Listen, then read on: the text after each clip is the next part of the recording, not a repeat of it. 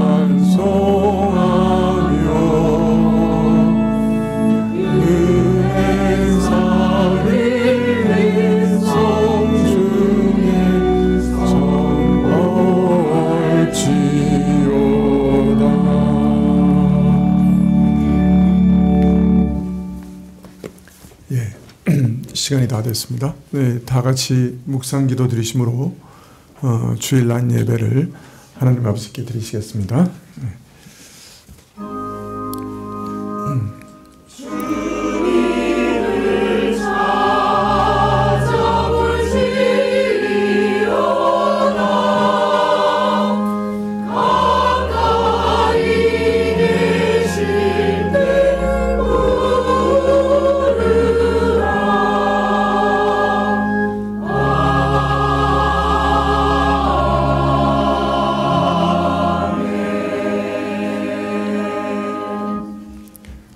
주를 바라는 자는 수치를 당하지 아니하려니와 무고히 속이는 자는 수치를 당하리이다. 여호와여, 주의 도를 내게 보이시고 주의 길을 내게 가르치소서. 여호와를 경외하는 자 누구뇨? 그 택할 길을 저에게 가르치시리로다. 아버지 하나님, 오늘도 주를 바라보며 주를 의지하며 주 앞에 나왔습니다. 주를 경배하며 엎드려 절하고 주를 높이고자 합니다. 저희 마음을 주님께로 참 고정시켜 주시고 지성소에 들어가 주 앞에서 찬양하며 경배하며 기도하게 하옵소서. 예배의 시종을 주께 의탁하면서 저희 죄악도 주께 고백하오니 온전히 사하시기를 구하옵고 성령으로 저희 죄를 끊어내시기를 구할 때 예수님의 이름으로 기도합나이다. 아멘. 네, 찬송가 2장입니다.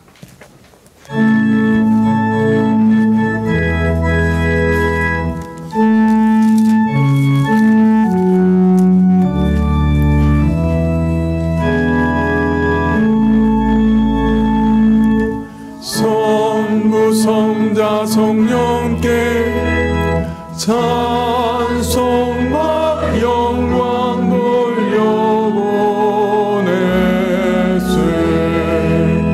태초로 지금까지 또 영원 무궁토록 성삼위께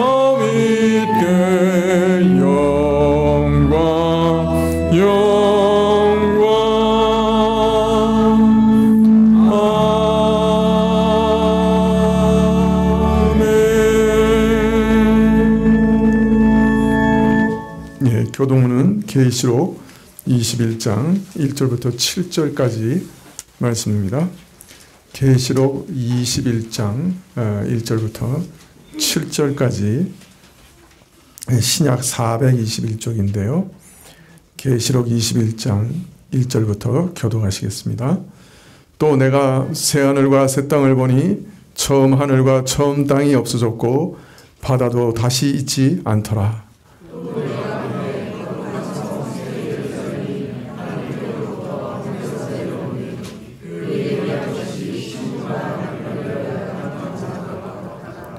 내가 들으니 보좌에서 큰 음성이 나서 가로되 보라, 하나님의 장막이 사람들과 함께 있음에 하나님이 저희와 함께 거하시리니 저희는 하나님의 백성이 되고 하나님은 친히 저희와 함께 계셔서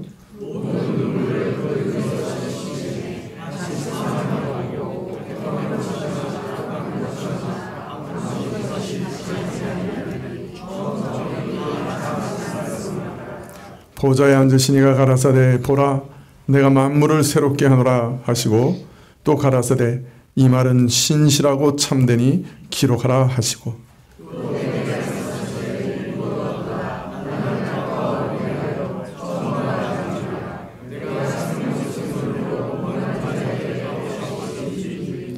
이기는 자는 이것들을 유업으로 얻으리라. 나는 저의 하나님이 되고 그는 내 아들이 되리라. 아멘. 네, 사도신경으로 우리 신앙을 고백드리겠습니다. 전능하사 천지를 만드신 하나님 아버지를 내가 믿사오며 그 외아들 우리 주 예수 그리스도를 믿사오니 이는 성령으로 잉태하사 동정녀 마리아에게 나시고 본디오 빌라도에게 고난을 받으사 십자가에 못 박혀 죽으시고 장사한 지 사흘 만에 죽은 자 가운데서 다시 살아나시며 하늘에 오르사 전능하신 하나님 우편에 앉아 계시다가 저리로서 산자와 죽은 자를 심판하러 오시리라. 성령을 믿사오며 거룩한 공회와 성도가 서로 교통하는 것과 죄를 사하여 주시는 것과 몸이 다시 사는 것과 영원히 사는 것을 믿사옵나이다. 아멘. 예, 41장 찬송하시겠습니다.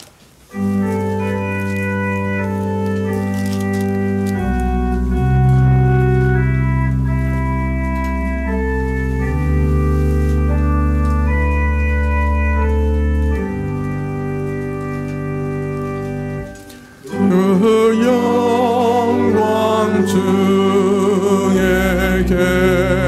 계신 주 나 찬송합니다.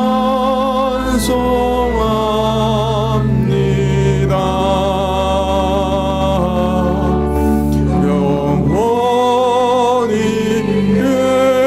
계신 주 이름 나 찬송합니다.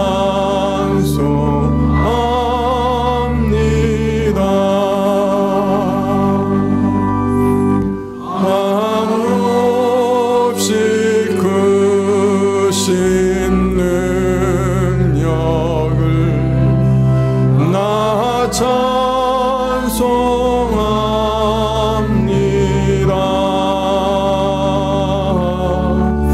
참되고 기쁜 그 언약 나 찬송합니다.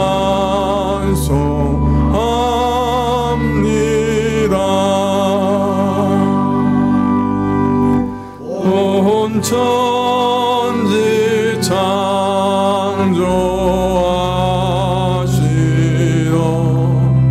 그 말씀이 믿어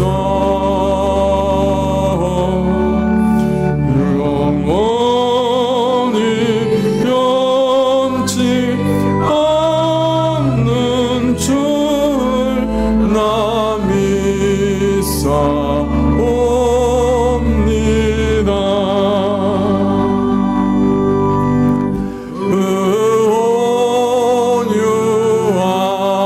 온유하신 준성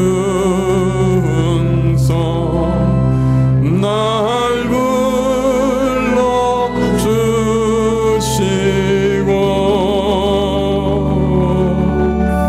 그 품에 품어주시니 나 찬송합니다.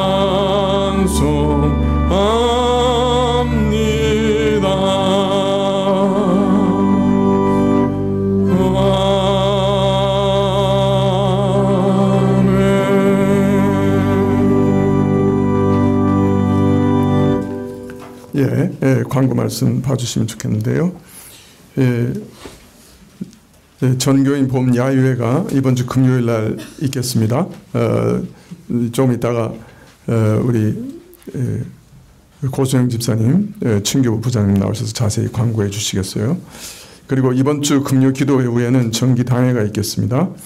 5월 14일 주일날 예배 후에 정기 재직회가 있는 것 기억해 주십시오.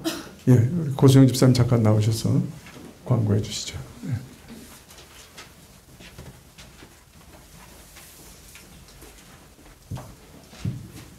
안녕하세요. 저기 그 오실 때 그 야유회 그 안들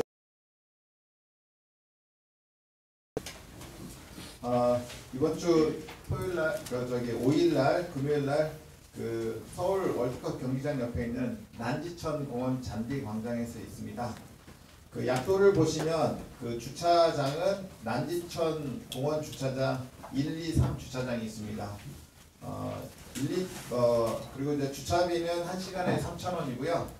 그 다음에 대중교통은 월드컵 경기장역 2번 출구 나오셔서 8번 버스를 타시면 한 10분 정도 걸립니다. 그래서 되고요. 준비물은 그 저희 교회 그 돗자리를 좀 다 가져와 주셨으면 좋겠습니다. 각 가정당 돗자리 가져와 주시고요. 간단한 운동용 기품과 그늘막 있으시면 그늘막도 좀 가져오시면 좋겠고요. 그 다음에 이번에 이제 바뀐 게 그 취사가 안 됩니다. 그래서 뭐 거기서 라면을 끓여 먹거나 물을 끓여 먹을 수 있는 상황이 안 되기 때문에 가능하면 그 커피나 차를 그 보온병에 좀 가져오셔서 각 그 드시는 분들은 꼭 그 커피나 차를 개별적으로 좀 준비해서 좀 가져와 주시면 감사하겠고요. 그 다음에 시간은 10시 반부터입니다. 그리고 이번에 그 청년부들이 레크레이션을 잘 준비해서 이제 제가 이제 은퇴하는 그런 진교부 그 마지막이 됐으면 좋겠습니다. 그리고 지금 일기예보를 보니까 그 기상청 기준으로는 비가 오는데 그 웨더 채널 기준으로는 비가 많이 오는 걸로 되어 있습니다. 여러분들이 그 네이버 보면 4가지 버전이 있더라고요. 그래서 3개의 버전은 비가 온다. 그 기상청은 비가 구름만 껴 있다라고 해서 4일날 저희가 오전에 그 여러분들에게 안내를 해드리겠습니다. 그 다음날 비가 오는 걸로 판정이 되면 아쉽게도 그 취소를 해야 되기 때문에 여러분들이 기도 많이 해주시고요. 네. 해주시고 혹시 아직까지 그 저한테 참석 여부 정확히 결정 안 해주신 분들은 좀 알려주시면 그 인원 점검하는 데 도움이 될 것 같습니다. 이상입니다. 취소되면 어떻게 취소하는 방향으로 돌발 질문이 나왔는데 당혹스럽게 취소되면 아마 취소되는 걸로 될 것 같습니다. 어디에 좀 교회에서 모일까?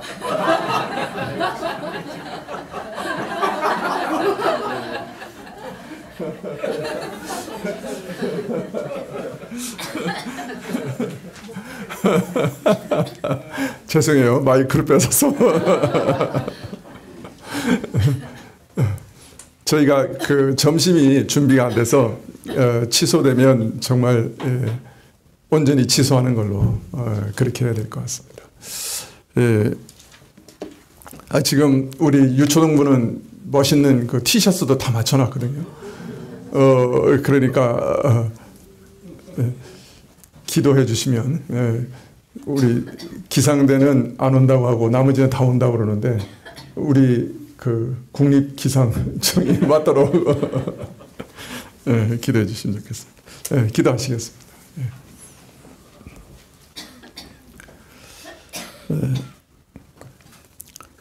아버지 하나님, 저희가 오늘도 하나님께 저희 삶을 온전히 의탁드립니다. 참 저희 삶이 녹록치 않고 또 저희가 서 있는 곳이 견고하지 않고 참 저희 밑바닥부터 흔들리는 그런 시대입니다. 하나님, 이런 어려울 때 저희가 오히려 하나님을 전심으로 의지하고 우리 근심을 하나님께 다 맡겨버리고 하나님을 온전히 믿으면서 한 걸음 한 걸음 하루하루를 살아가는 법을 배울 수 있도록 허락해 주십시오. 저희에게 여러 가지 시련과 시험과 또 환난과 곤고와 근심을 허락하시는 것은 하나님께서 그 일을 통해 우리 안에 있는 그 마음의 밑바닥을 보게 하시기 위해서인 줄 압니다. 하나님, 저희가 평안할 때는 저희가 참 신앙도 좋고 믿음도 좋은 사람인 것으로 여겨지지만 시련이 닥치고 시험이 닥칠 때 비로소 우리 마음 깊은 곳에 숨겨져 있는 불신앙과 죄악들이 드러나는 줄 압니다. 하나님, 혹시 우리가 시련 속에서 불신앙과 저희의 어리석음과 의심과 원망을 그리고 우리 죄악을 발견하게 될 때 낭망하지 않게 해주시고 오히려 하나님께서 이런 것을 통해 우리 정체를 깨닫게 하시고 회개케 하시고 더욱 하나님만을 의식케 하시는 은혜의 일들임을 믿고 힘을 내 하나님께 더욱 나아갈 수 있도록 허락해 주십시오.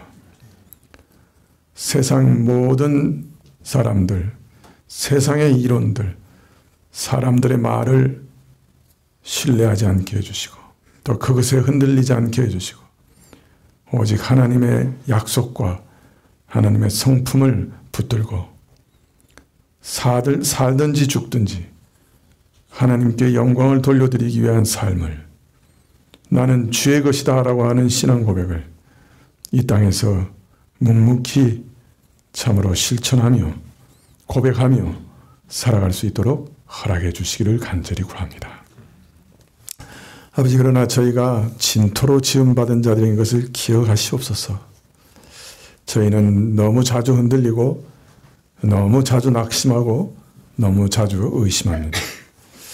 그러나 하나님 성령께서 우리를 붙들어 주시고 도와주시기를 구합니다. 저희 믿음을 지켜주시고 저희 마음을 지켜주시고 또 저희 삶도 지켜주시기를 간절히 구합니다. 5월 중에 중요한 결정을 앞두고 있는 가정들이 있는데 하나님께서 붙들어 주셔서 형통한 길을 주시고 열린 문을 두시기를 간절히 기도드립니다. 병약 환자들을 돌아봐 주시고 치료의 영을 주시기를 원하고, 하나님 참으로 저희의 모든 근심을 주님 너무 지체하지 마시고 찾아오시고 또 해결할 길을 열어주십시오. 저희 예배를 받으시고 저희 헌물을 받으시고 찬양을 받으시기를 구하고 말씀 속에서 주의 뜻을 드러내시기를 간절히 구합니다. 모든 것 주의 은혜로우신 자비하신 뜻 안에 합력하여 선을 이루시는 그 은혜로운 일 가운데 맡기오니 주께서 역사하여 주옵소서. 예수님의 이름으로 기도합나이다. 아멘. 예, 말씀은 골로새서 2장 18절부터 19절 2절입니다. 신약 326쪽인데요. 골로새서 2장 18절 19절입니다.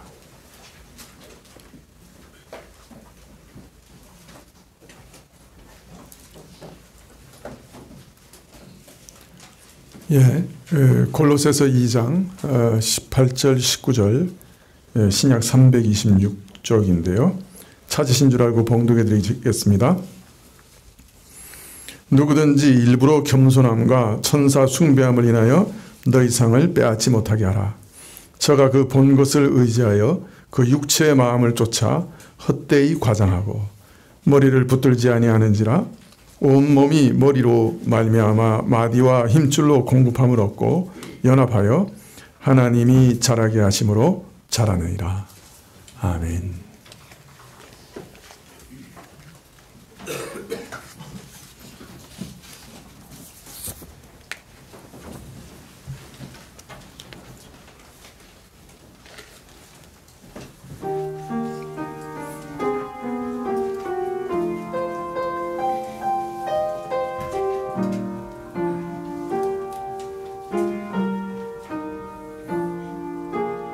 나 위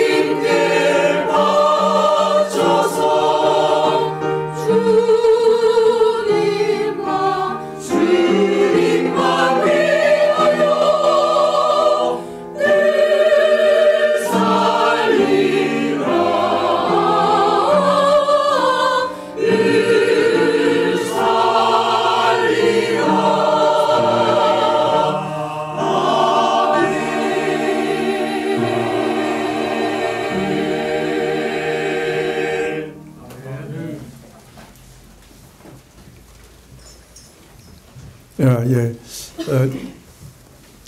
몇 주간 그 신구약의 관계에 대해서 좀 말씀드리고 또 부흥사경에도 있었고 해서 전체적인 흐름이 조금 끊어진 감이 있습니다. 그래서 조금 흐름을 먼저 좀 말씀드리기를 원하는데요. 바울 당시 이 골로새 교회 안에는 몇몇 이단들이 침투해 있었습니다. 그 중에 하나는 구약과 관계된 이단이었어요. 구약의 정결 규례와 절기들, 월삭, 안식일 이런 갖가지 날을 구별하는 구약의 규례들에 관한 오해가 있었습니다. 뭐 마시고 씻고 먹는 것 이런 걸 금하는, 그리고 씻고 이런 그 정결 규례도 있고 구약에 보면 이렇게 뭐 오순절 또 초막절 또 유월절 뭐 이런 절기들과 매월 첫날에 번제를 더 드리는 또 안식일 뭐 이렇게 날을 구별하는 일들 이런 것들이 있었죠. 근데 이것에 대한 오해가 있었습니다. 그래서 갈등과 혼란이 초래됐던 것이죠. 근데 왜 이런 오해가 생겼느냐? 이 거짓 선지자들, 이 골로새 교회에 침투한 거짓 선지자들은 이 구약 성경의 규례들을 해석하고 이해할 때 그 사람의 전통과 그 세상의 틀로 해석했던 거예요. 그래서 그 영적인 의미는 잃어버리고 그냥 세상의 철학이나 세상의 학문처럼 이해하게 됐던 것이죠. 그래서 바울은 이 구약의 규례들을 오해하는 이단에 대해서 말하기 전에 그 앞에 모든 지식이 그리스도 안에 있음을 먼저 말씀하시면서 사람의 전통과 세상의 틀을 쫓는 철학과 그리스도를 쫓는 지식을 대조하면서 아주 길게 설명을 먼저 하셨죠.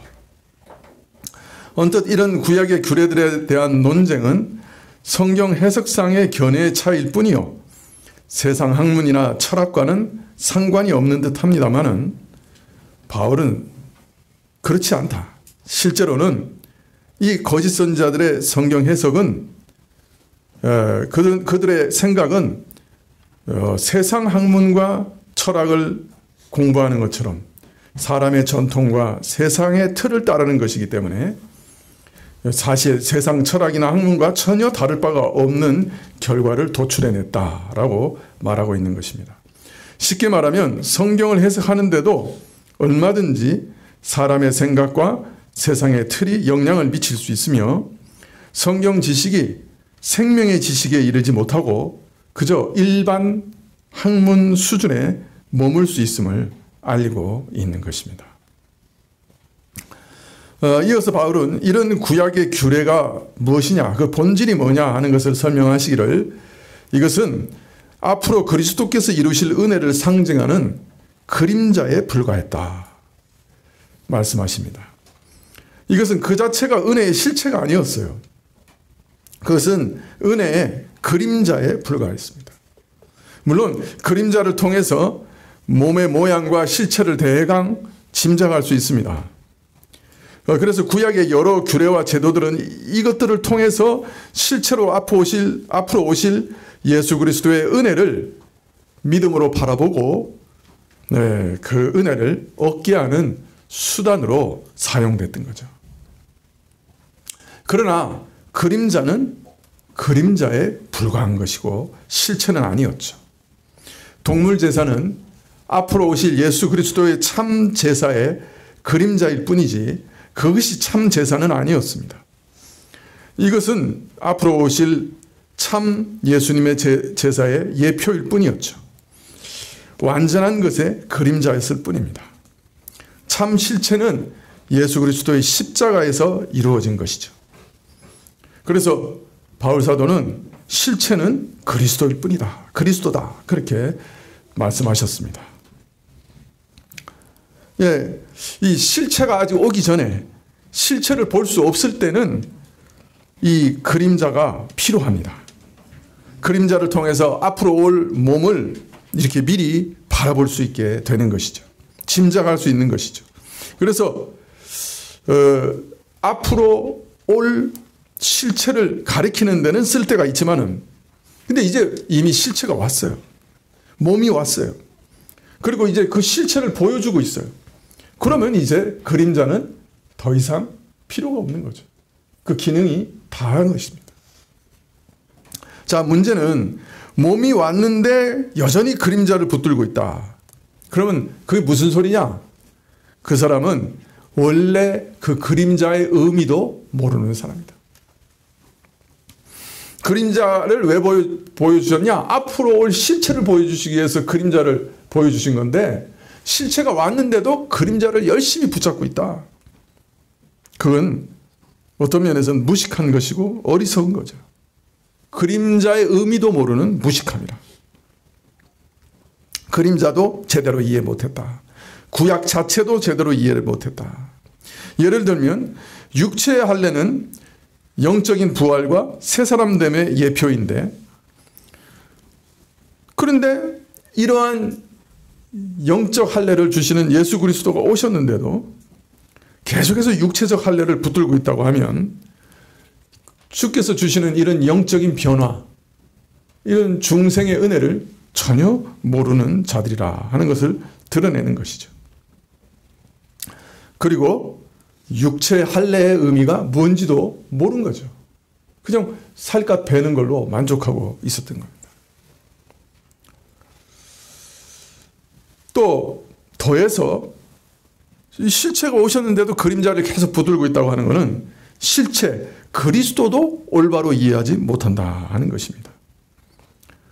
그리스도가 오신 이후에는 구약의 모든 정결 규례들과 절기들, 안식일 이런 그림자들은 시효가 다 지난 것들인데 그 옛것을 계속 붙들고 있는 것은 그리스도께서 이 모든 것을 다 이루셨다고 하는 그 은혜의 실체를 모르는 거예요. 그리고 이들의 가장 치명적인 점은 결과적으로 그림자를 붙들기 위해 이제는 실체이신 그리스도를 부인하게 되는 거고 배척하게 되는 거예요. 이것이 가장 심각한 문제인 거죠. 자, 그래서 바울은 이런 자들로 인해 너희들이 동요하지 마라. 너희가 전혀 흔들릴 이유가 없다. 그것은 그림자에 불과한 것이고 그것의 시효는 다 된 것이니 너희는 오직 그리스도만 붙들면 된다. 그렇게 골로새 교인들에게 가르치셨던 거죠. 자, 그런데 오늘 말씀해 보면 이 골로새 교회에 침투한 이단은 이런 구약 율법을 오해한 이단만은 아니었어요. 오늘 18절에 보면 또 다른 위험에 대해 경고하고 있습니다.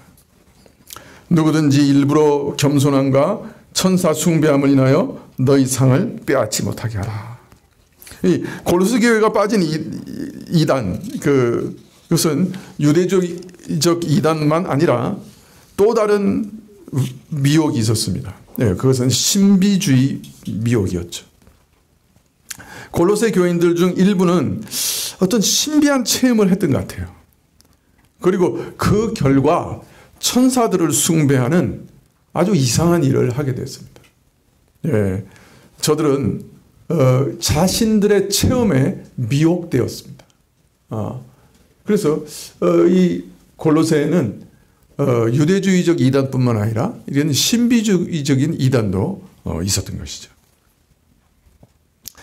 통상 하늘에 속한 것들, 예를 들어 영적 존재들인 천사들을 우리가 육안으로 볼 수는 없습니다. 여러분 지금 여기 천사가 있을까요, 없을까요?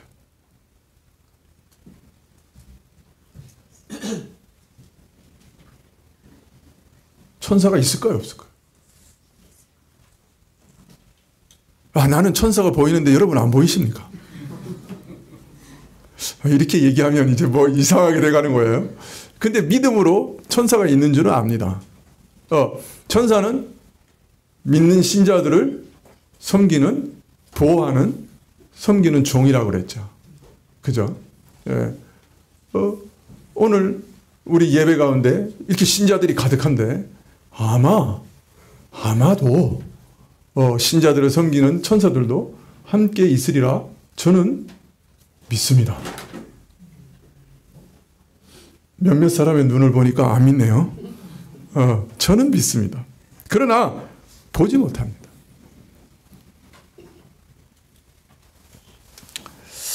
자, 그런데 하나님께서는 때로 어떤 필요에 있어서 우리 눈을 열어서 천사들을 보게 하십니다. 이 세상에 속하지 않는 신령한 세계를 볼 수 있게 해주십니다. 하나님의 보좌를 열으셔서 하나님의 그 보좌와 권능과 영광을 보게 하시기도 합니다. 사람으로는, 이 땅의 질서로는 설명할 수 없는 신비한 일들, 이적들을 경험하게도 하십니다.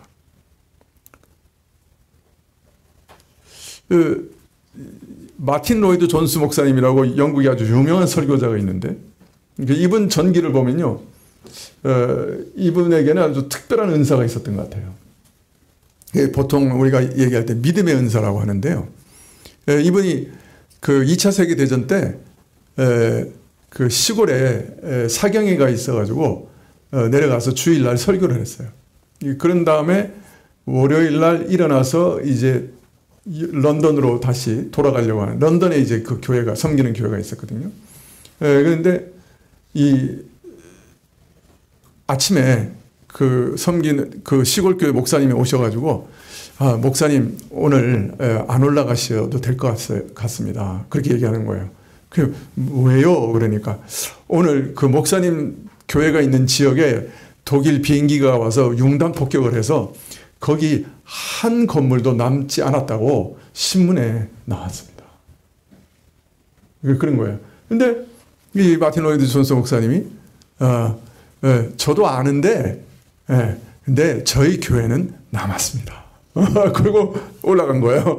그 누가 뭐 남았다고 연락이 온 게 아닌데, 그가 기도하고, 우리 교회는 확실하게 무사하구나 하는 걸 알았던 거예요. 그리고 기차를 타고 올라갔는데, 놀랍게도 주변의 사방의 모든 건물이 다 폭격으로 무너졌는데, 그 건물은 그 웨스트민스터 교회인데, 그 교회는 유리창 한두 장만 깨졌어요. 놀랍죠. 근데 더 놀라운 거는 그 마틴 로이드 존스 목사님이 기도 가운데 이미 자기 교회가 무사하다는 것을 확실하게 알았던 거죠. 그런 이적들이 있는 거죠. 자, 그런데 이런 일들이 빚어질 때 한 가지 위험이 있습니다. 바울은 오늘 우리에게 그것을 경계하고 계십니다. 자, 먼저 바울은 누구든지 이런 천사 숭배함을 인하여 너희 상을 빼앗지 못하게 하라고 말씀하고 있습니다. 너희 상을 빼앗지 못하게 하라. 오히려 이 말씀은 너희를 휘두르지 못하게 하라, 혹은 미혹하지 못하게 하라, 그런 뜻에 더 가깝습니다. 여러분, 나는 천사를 보았어, 이런 말을 들었습니다. 그리고 그런 일을 경험했다고 막 자랑합니다. 근데 너희는 그런 사람들이 너희를 휘두르려고 할 때 그 휘둘림을 당하지 마라. 그렇게 말씀하고 계시는 거예요. 왜 이런 말씀을 하실까요? 신비체험이라고 하는 것 자체가 사람이 통상적으로 경험할 수 없는 뭔가 특별한 일 아닙니까? 따라서 이런 일을 경험한 사람은 자신을 특별한 사람으로 생각하기 쉽고, 참 내가 특별한 은혜를 입어서 다른 사람과 구별된 아주 신령한 사람이다, 이렇게 생각하기 쉽고, 그런 교만에 빠지기 쉽습니다. 사실은 이런 신비한 일을 경험하는 것과 신령한 것과는 아무 상관이 없어요. 그가 아주 막 신령하고 뭐 영적으로 많이 성숙했기 때문에 이런 걸 경험하는 거 아니에요. 오히려 신앙의 초창기 때 오히려 이런 일들을 더 많이 경험하는 것 같아요.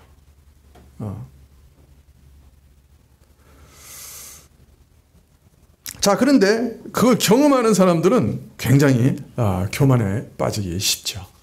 저도 이 대학 다닐 때 막 여러 가지 신비한 체험을 하면서 속으로 그렇게 생각했어요. 하나님이 장차 나를 크게 쓰시겠구나.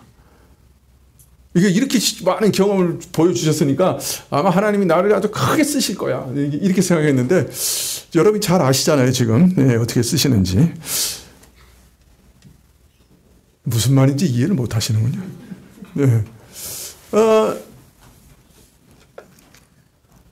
그래서 신비 체험을 내세우는 이들 앞에서 다른 사람들은 심리적으로 위축되어서 이의를 제기하거나 반대하기 상당히 어렵습니다. 그래서 그 사람에게 맹목적으로 끌려다니기가 쉬운 거죠. 교회에서 어떤 사람이 일어나 성령께서 내게 교회가 이런 일을 하라고 명하셨다 이렇게 말하면, 그리고 당신들은 이 성령의 명령을 따르라 이렇게 말하면 다른 사람들 뭐라 그러겠어요? 예, 그냥 끌려가기가 참 쉽죠. 이렇게 되면 자연히 그 신비한 일을 체험하는 사람들이 높이 앉아서 다른 사람들을 휘두르게 됩니다. 그러나 바울은 오늘 이런 자들이 너희를 휘두르지 못하게 하라, 미혹하지 못하게 하라 이렇게 명령하고 계신 거죠.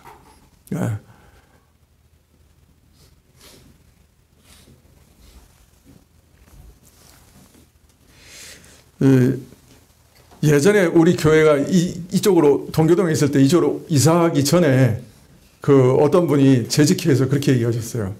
하나님께서 저기 연세대 앞에 있는 건물에 이 교회를 옮기라고 하셨다.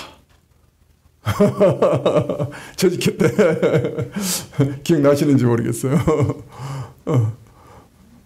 하나님께서 명령하셨는데 근데 어떻게 우리 이쪽으로 이사 왔죠? 연세대로 안 가고 재직들이 다 분별하고 안 갔어요. 그런 일들이 있을 수 있는 거죠. 자, 그런데 일부러 겸손함과 천사 숭배함을 인하여라고 해서 오늘 이 천사 숭배를 일부러 겸손한 태도를 짓는 것하고 또 연관시키고 있습니다. 이 사람들이 의도적으로 겸손한 태도를 취했다는 말인데요. 이게 무슨 말인지 명확하지는 않습니다만은 아마 이런 표현으로 미루어 봐서 이 사람들은 마치 자신의 체험을 전혀 내세울 생각이 없는 듯한 그런 태도, 아주 겸손한 태도를 보이고 있었지만은 실상은 자신이 본 그 천사를 높여 숭배함으로써 간접적으로 그런 신령한 존재를 직접 본 자신까지 함께 높이는 교묘한 위선을 행하고 있었다고 짐작할 수 있습니다. 천사를 보면 어떻게 되는 거예요? 천사를 보면 나도 갑자기 경건해지고 올라가는 거 아니겠어요? 그죠? 예. 근데 또 다르게 해석하면 어떤 면에서는 하나님께 직접 나가기에는 자신이 너무 하찮은 존재라고 말하면서 따라서 하나님과 인간 사이에 중개하는 천사를 숭배해야 한다는 추론을 이끌어낸 것이 아닌가. 즉 나는 하나님을 직접 경배할 만한 자격이 없다. 그러므로 중보자인 천사 숭배를 통해 하나님을 경배해야 한다 하는 이런 잘못된 겸손의 논리로서 자신들의 천사 숭배 행위를 정당화시키고 있었던 것이 아닌가. 예. 하여튼 지금으로서는 명확하게 판단할 수 없지만은 아주 겸손한 척하고 있었어요. 어떤 방향이든. 그렇지만 참으로 겸손한 것은 아니었다 하는 것을 우리가 이해할 수가 있는 것이죠.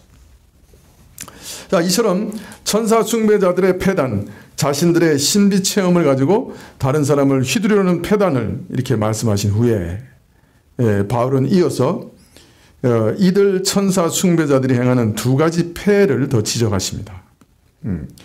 자, 이처럼 그러니까 신비 체험을 한 사람들이 잘 저지르는 실수 중에 하나가 자기 신비 체험을 가지고 다른 사람을 막 휘두르려고 하는 거예요.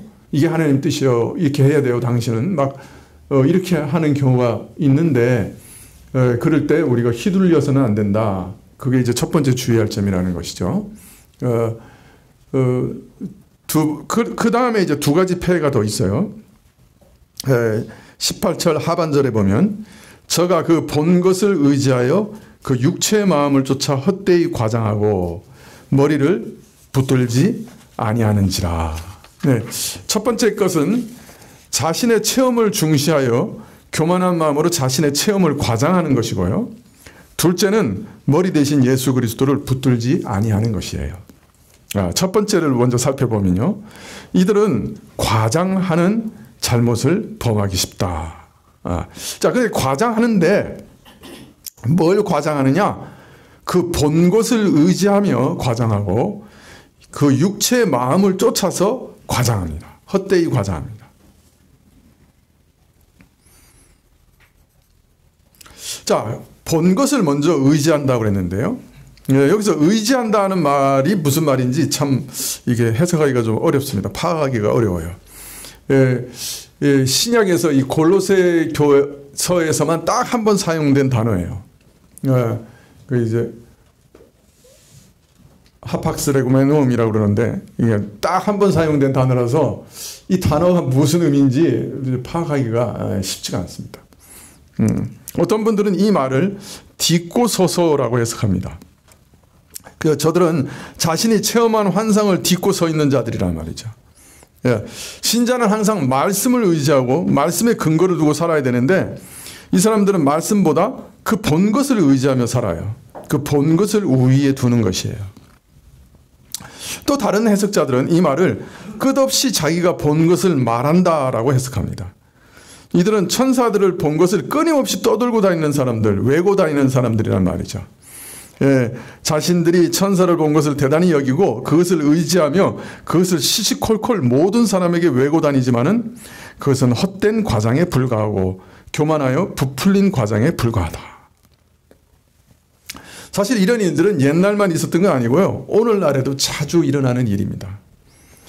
하나님께서 그 기뻐하시는 뜻을 따라 사람들에게 신령한 세계, 우리의 육적 감각을 뛰어넘는 신비한 일들을 경험하게 하시죠. 분명 경험하게 하세요. 오늘 말씀처럼 천사들을 보게 하실 수도 있고요.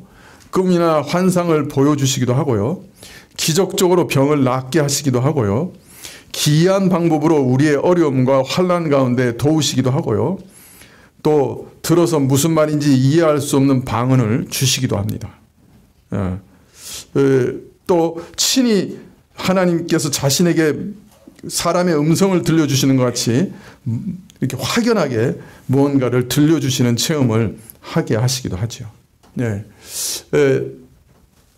제가 그 대학교 들어가서 여름 방학 때 무전 여행을 갔어요. 제주도로 돈 5만 원 가지고. 그래서 부산에 가서 제주도로 16시간 비둘기호라는 배를 타고 건너갔어요. 그리고 제주도를 반바퀴 걸어서 걸은 다음에 서귀포에서 다시 한라산 꼭대기까지 올라갔다가 한라산 꼭대기에서 다시 제주시까지 걸어왔어요. 그러니까 이렇게 싹 제주도를 반바퀴 걸은 거죠. 그리고 서울에 올라왔는데 2만 원 남았어요. 놀랍죠? 거의 얻어먹고 사는 거죠. 그런데 한라산 꼭대기 갔는데 사람들이 흰 옷을 쫙 입고 어떤 신령하게 생긴 사람한테 막 안수를 받는 거예요. 저도 이제 그때 막 열심히 신앙생활을 했으니까 이거 무조건 안수 받으면 좋은 줄 알았지 뭐. 그래서 가서 머리를 뒤밀었어요. 저도 안수를 받았어요. 안수 받고 나왔는데 서울에 딱 도착하니까 몸이 좀 이상해. 보니까 대상포진이 걸려가지고 신경세포마다 이게 빨간 줄이 쫙쫙 가는 거예요. 근데 곧 바로 다음날 부산에 전도여행하러 가기로 했는데 대상포진이 걸려가지고 막 온몸이 아프고 막 신경줄마다 이게 대상포진이 올라오니까 어떻게 해요? 못 간다고 이제 리더한테 가서 얘기를 했죠. 그랬더니 리더가 지금 이제 그 키르기스탄에 치과 의사로 이렇게 선교사로 나간 분인데 저를 보고 같이 기도하자. 그래. 저야 뭐 전혀 믿음이 없죠.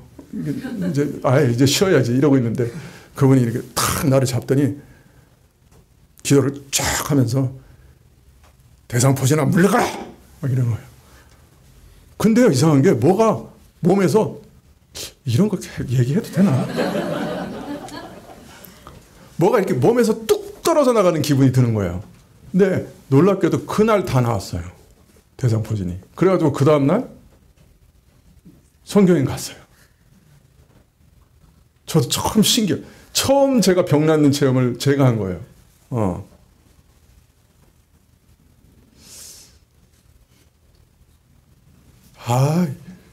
이런 얘기하니까 눈이 전부 나한테. 우리 신학교 교수님들이 이런 얘기 들으면 나 제명하려고 그러시도 모르는데.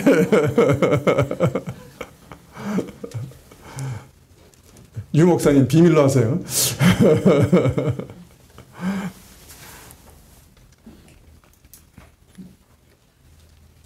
저는 분명히 어떤 신비한 일들이 있다고 생각해요. 자, 그런데 이런 것에서 흔히 빚어지는 패단이 있어요. 자신이 경험하게 된 은혜의 신비로움에 감격하고 도취된 나머지 남들은 이해조차 잘 못하는 신비한 일을 경험했기 때문에 귀하게 느껴지죠. 그런데 그것을 얘기할 때 흔히 과장되게 얘기하게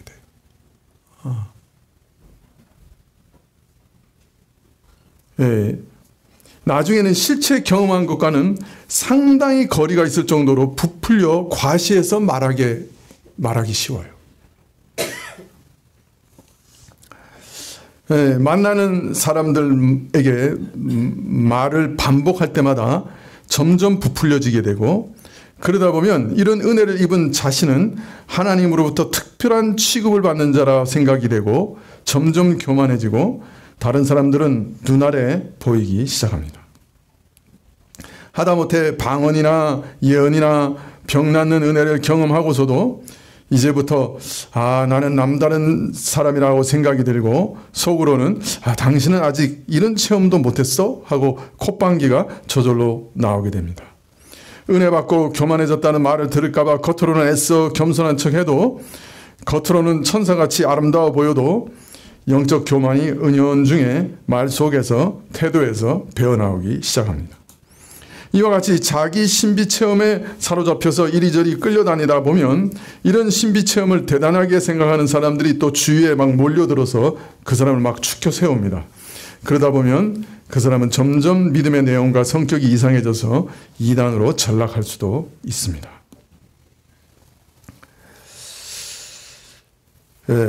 특히 한국교회에 이런 일이 너무 자주 일어났어요.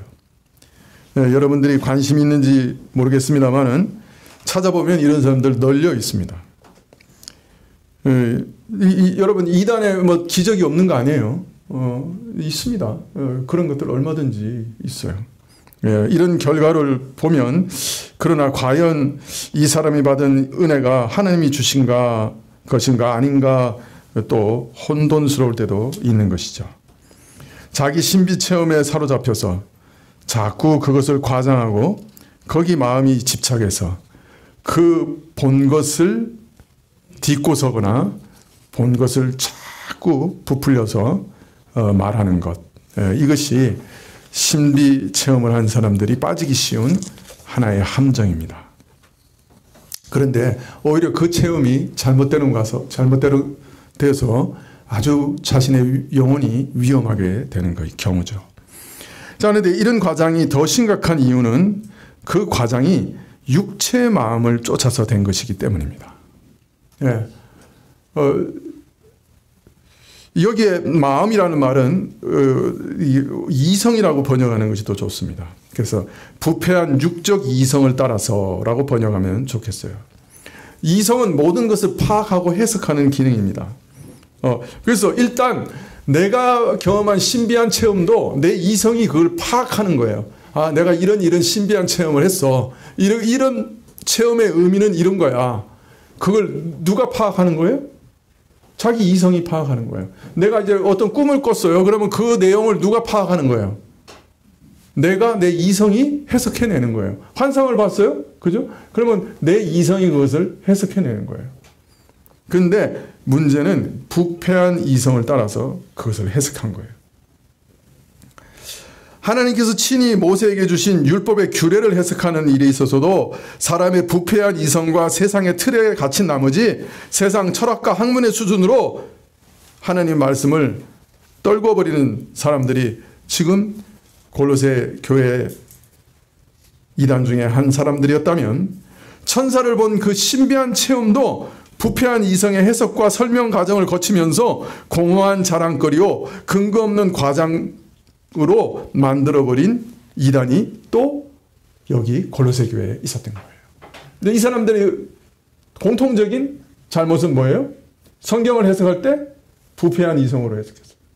성령의 도우심을 받고 해석하는 게 아니고. 두 번째, 자신의 경험을 해석하는데 뭐로 해석했어? 부패한 이성으로 해석한 거예요. 똑같아요. 본질은.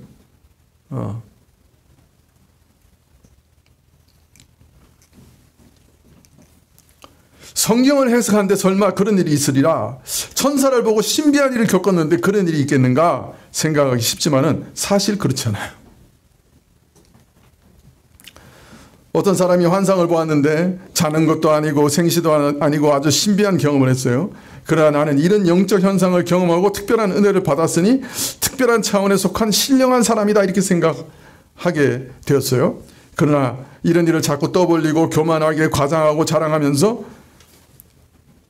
자신은 특별한 영적 차원의 사람이라고 생각했지만은 오늘 말씀해 보면 이런 사람은 신령한 것과도 아무 상관없다. 오히려 육적 차원에서 벗어나지 못한 사람이다. 자기는 신령하다고 생각했지만은 그러나 육적인 부패한 이성의 판단에서 헤어나지 못하고 육적 마음을 따라 오히려 교만해졌을 뿐이다. 이렇게 말씀하고 계시는 거예요. 여러분, 세상 것이나 돈이나 명예나 학식을 자랑할 때 육적 자랑이 되는 게 아니에요. 그것만 육적 자랑이 아니에요. 신령한 은혜를 자랑해도 그 자랑은 부패한 육적 이성을 따라 성품을 따라 나오는 거예요. 아무리 겉으로 겸손을 가장해도 신령한 척 가장해도 그것은 부패한 육적 성품에 속한 거예요. 자, 그런데 이런 과장과 자랑은 신령한 모양을 하고 있기 때문에 신령한 것과 관련되어 있기 때문에 더 위험한 거예요.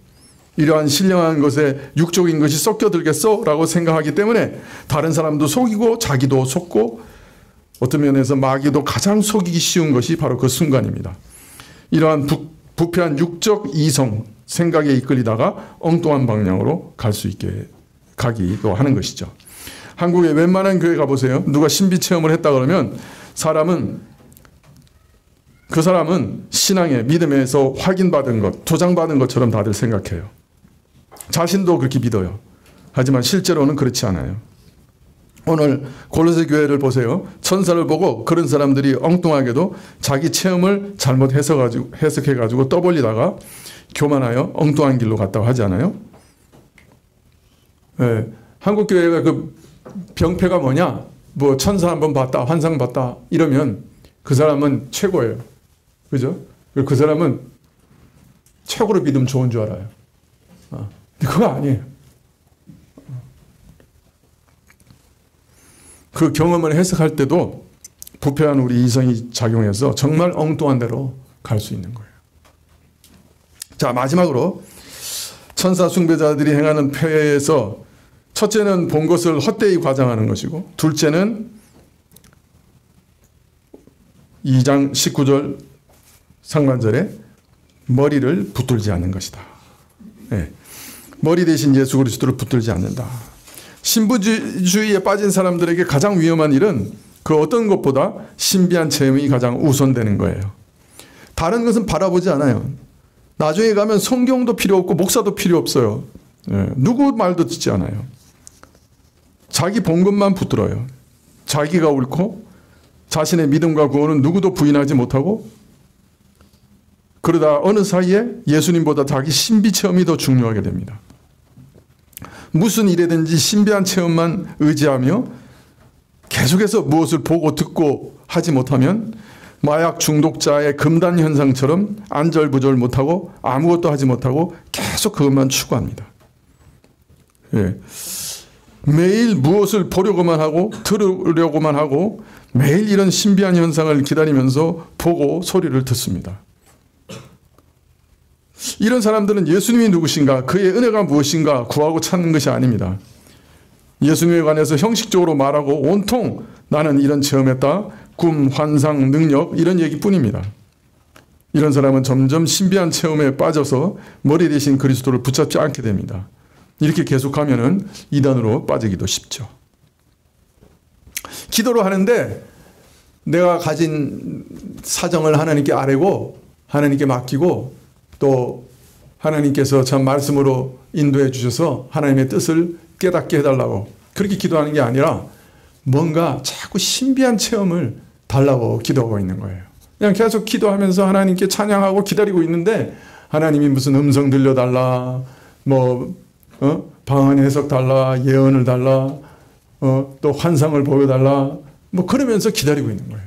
밤새도록 그러고 기다리고 있는 거예요. 다른 사람이 보면, 야, 저 사람 참 밤을 새면서 저렇게 기도해. 참 대단히 영적인 사람이야. 이렇게 오해하죠. 근데 그 사람은 가장 육적인 마음으로 어떤 면에서는 그 신비한 체험을, 그러니까 하나님을 구하고 있는 게 아니에요. 신비한 체험을 구하고 있는 거예요. 끊임없이 신비한 체험을 기다리고 있어요. 그러다가 그거 없으면 마치 하나님이 나를 안 만나 주신 것 같아. 그렇게 두려워서 그냥 아주 전전긍긍하는 거죠. 어떻게 이렇게 잘하냐고요? 제가 그래 봤거든요.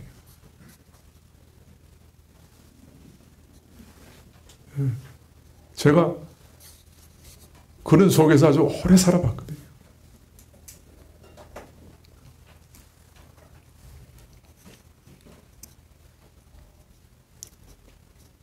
제가 우리나라에서 신령하다는 분들 많이 만나봤어요. 40일 금식 한 몇 번, 10번씩 이렇게 하신 분들.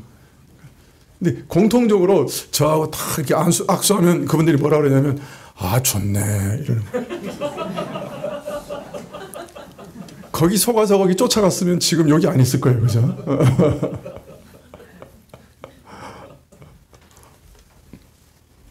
그 이상신 형제 있죠? 상신 형제하고 둘이서 맨날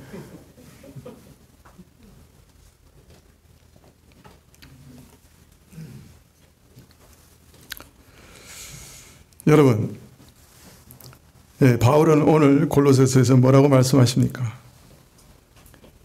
그리스도 안에 모든 지혜와 지식이 있다. 그렇게 말씀하세요. 생명의 진리가 그 안에 감춰져 있다. 성경이 말씀하시는 모든 은혜가 그리스도를 증거하고 있어요. 모든 성경이 그리스도의 은혜를 증거하고 있습니다. 이런 예수 그리스도를 중요시하고 그분을 붙잡고 살아야 되지 않겠어요? 부패하고 어리석은 마음과 이성으로 엉뚱하게 해석할 수도 있는 능력과 환상과 체험을 붙들고 이 그리스도를 등한히 한다면 그 얼마나 어리석은 일이 되겠어요? 여러분, 저는 여러분이 어떤 신비한 일들을 경험하기를 원해요. 지금까지 막 이상한 소리 해놓고 뭘 또 경험하기를 원한다고 그러냐? 어떤 때는 그런 생각이 들어요. 이분들이 좀 이렇게 영적인 세계가 있다는 걸 좀 접해서 좀 알면 좋겠다. 그러면 이렇게 신앙생활이 뜨뜻미지근하지 않고 이게 조금 뭐가 좀 달라지지 않을까. 그런 기대감도 있는 거죠.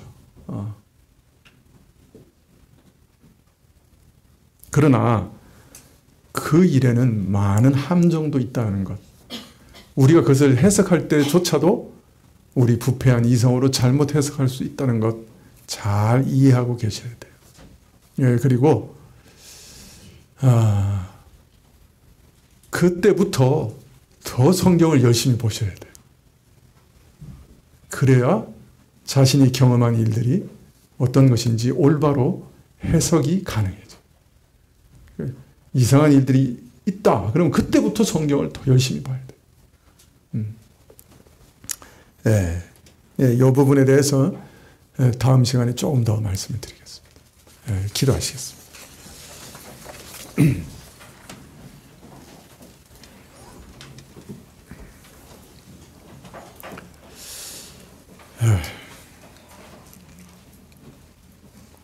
하나님께서 정말 살아계셔서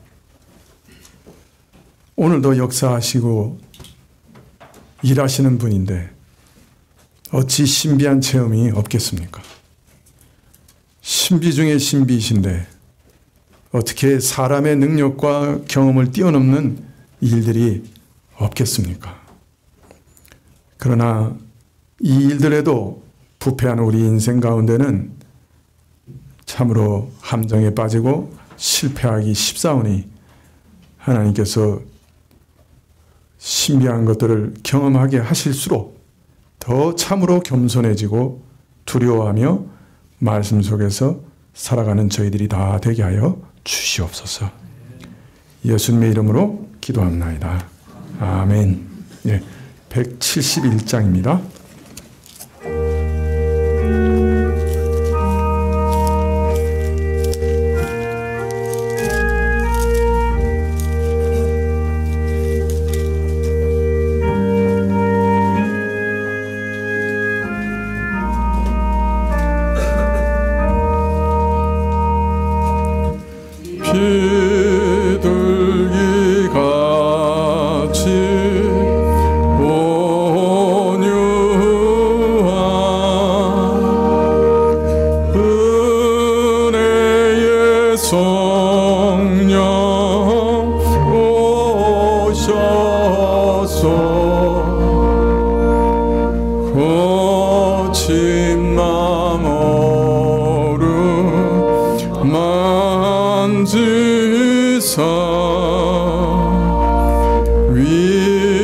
위로와 평화 주소서.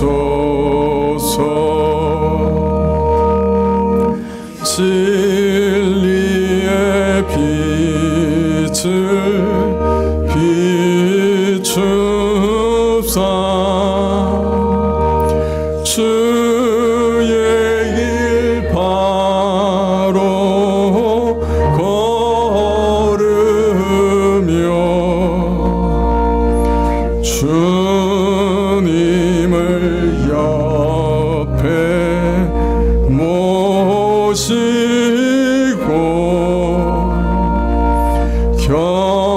경건히 살게 하소서.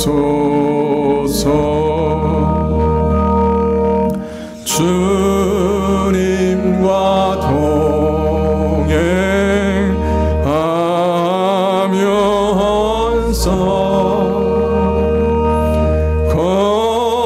거룩한 길로 행하며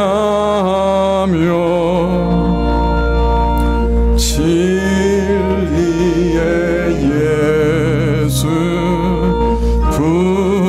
붙잡고 길 잃지 않게 하소서.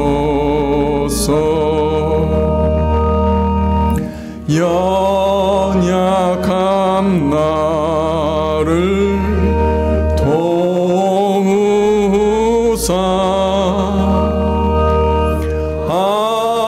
하늘의 먼 길 다가서 주님의 품에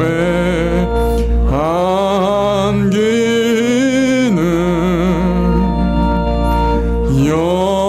영원한 안식 주소서.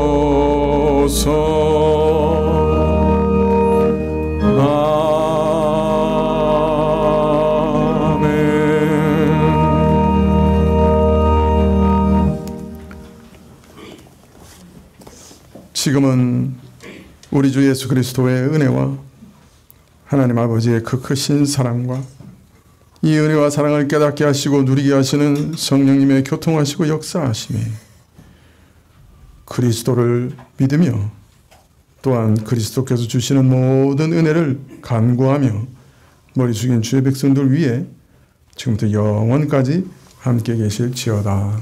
아멘.